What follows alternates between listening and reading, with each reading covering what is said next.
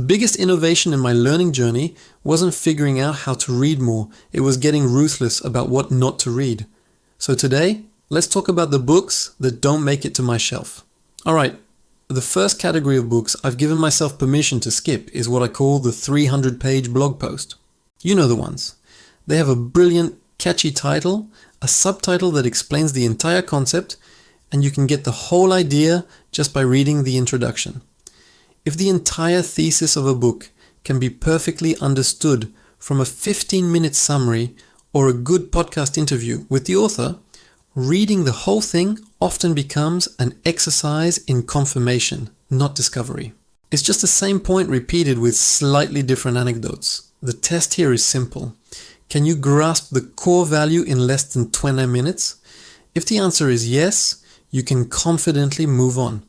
Your time is precious, and spending hours on a single idea you already understand is a poor investment. Next up, category 2, the Obsolete manual. These are books about fast-moving fields that were written more than 3 years ago. Think about titles on social media marketing from 2015 or SEO secrets from a decade ago. While some of the underlying principles might still be solid, the specific tactics, the platforms, the examples, they're basically historical artifacts.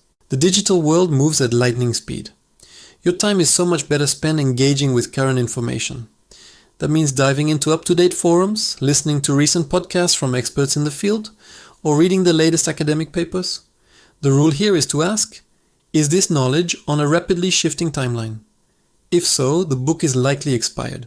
Put it down and look for something fresh.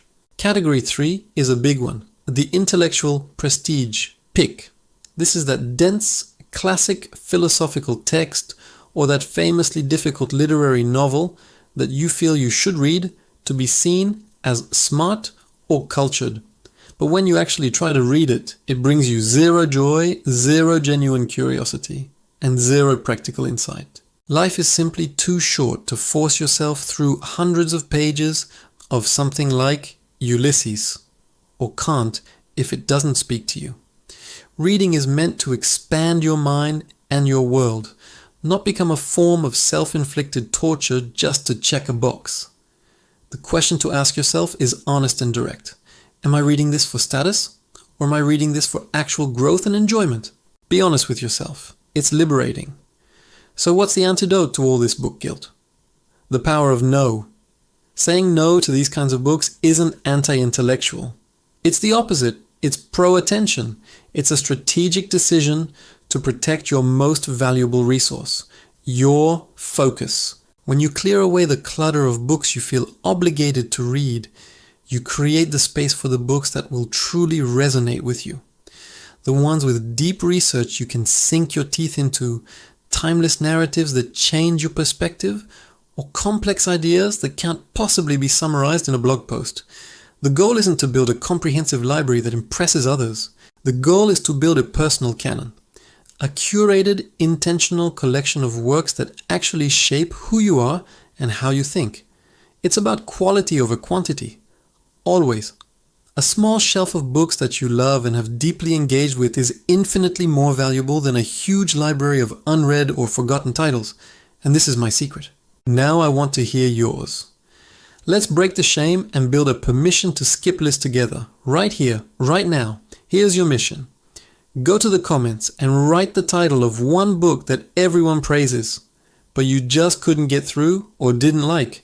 Let's normalize selective reading and feel good about it. I'll start. For me, it was Thinking Fast and Slow. A brilliant book, I know, but I got the core idea early and just couldn't push through all the examples. Your turn. And if you want to see the positive side of this, subscribe to the channel. Next week, I'm going to show you my exact system for how I organize all the insights from the books I do finish and love into a lifelong knowledge base. Thank you for watching. Let's free each other in the comments below.